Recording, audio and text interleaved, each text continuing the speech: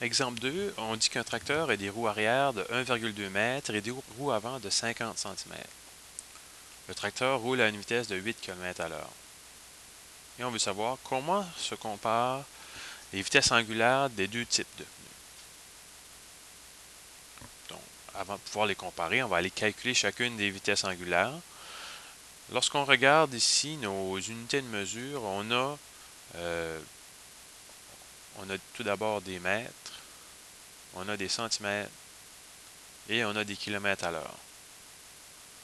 Donc, si on pouvait travailler peut-être avec la même unité, ce serait beaucoup plus simple. Donc, on va tout travailler en mètres. Donc, mes roues avant.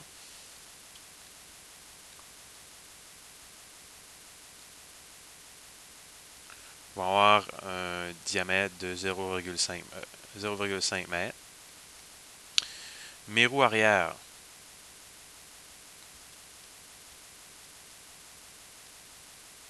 Elles ont un diamètre de 1,2 m.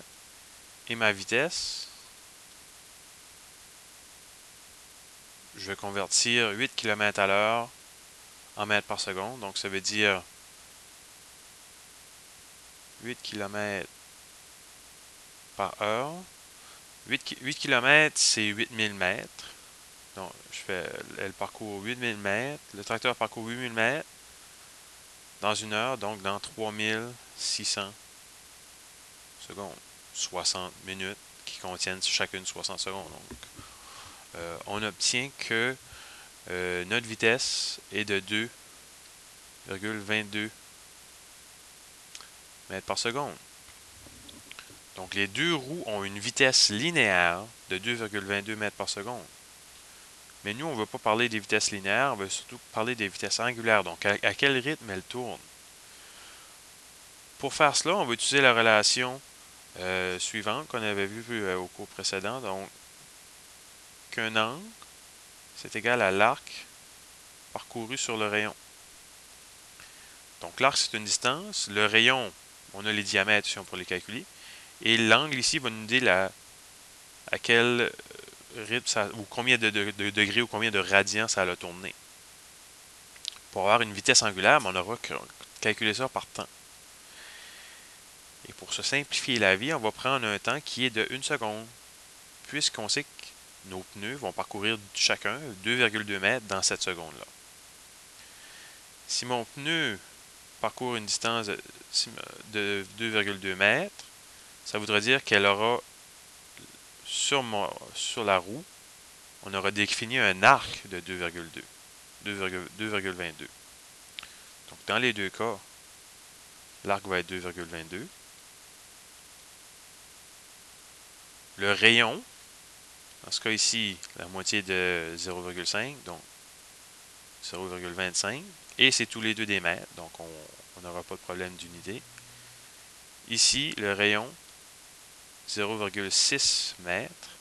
Et on peut trouver quelle sera l'angle défini. Donc l'angle, c'est l'arc sur le radian, donc 2,22 sur 0,25, ça nous donne 8,88. Et ça, ces unités-là, lorsqu'on utilise cette relation-là, c'est des radians. Dans l'autre cas, on aura 2,22 sur 0,6.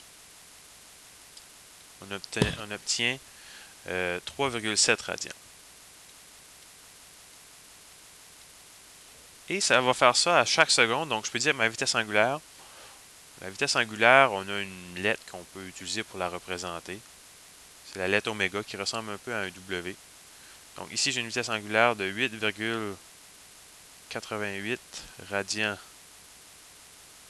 par seconde. Tandis que l'autre, donc avant, je vais mettre vitesse angulaire 1, vitesse angulaire 2, 3,7 radians par seconde.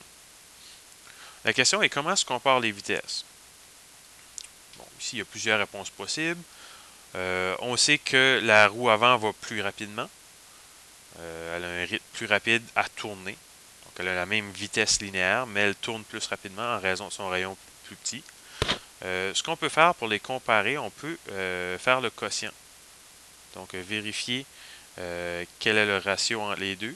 Donc, 8,88 sur 3,7, on obtient 2,4. Donc, c'est-à-dire que les roues avant tournent 2, fois plus rapidement que les roues arrière.